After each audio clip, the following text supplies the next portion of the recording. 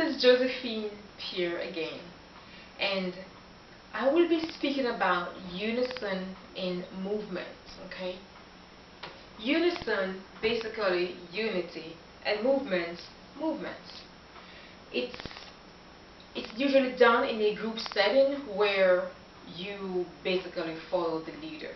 Okay, and so leaders, there are like three things that a leader needs to remember to do in demonstrating or leading a worship in unison movements. The movements need to be simple, they need to be repetitive, and they need to be predictable. Okay,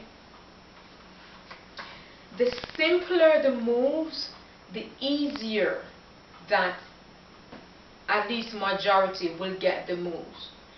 Also, the simpler the moves, it's easier for those who are following you to follow. The moves need to be repetitive. Repetitive means basically to keep repeating the moves over and over. And the point of repeating the moves, it is so that you give each person that is following an opportunity to actually learn the moves. And usually that can be done around the fourth round of doing a particular move. Okay. Predictable means everyone will assume that the moves will be expanded, or there will be a similar expansion of those moves. So let me give some examples of these three styles, basically: simple, repetitive, and predictable. Okay. A simple move could be the lifting of the hands. Simple. The lifting of the hands. That's a simple move.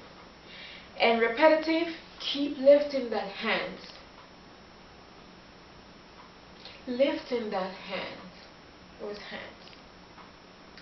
And with the predictability, then that leader can launch and still lift those hands. So this would be the predictability aspect of it. Her hands would still have been moving, being lifted up, but there's an expansion on the leg. Another expansion could be a launch to the side with the lifting of those same hands.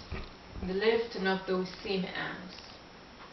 So we see that these moves, which is just simple, lifting of the hands, simple, and I repeat it, and I make it predictable by continuing with the same lifting of the hands, but on a launch.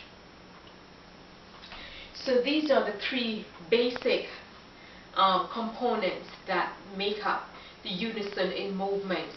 Once these three aspects are carried out or practiced, then that's when you will see the dynamic and the unison of the group on a whole, ministering in worship to God in the spirit of oneness.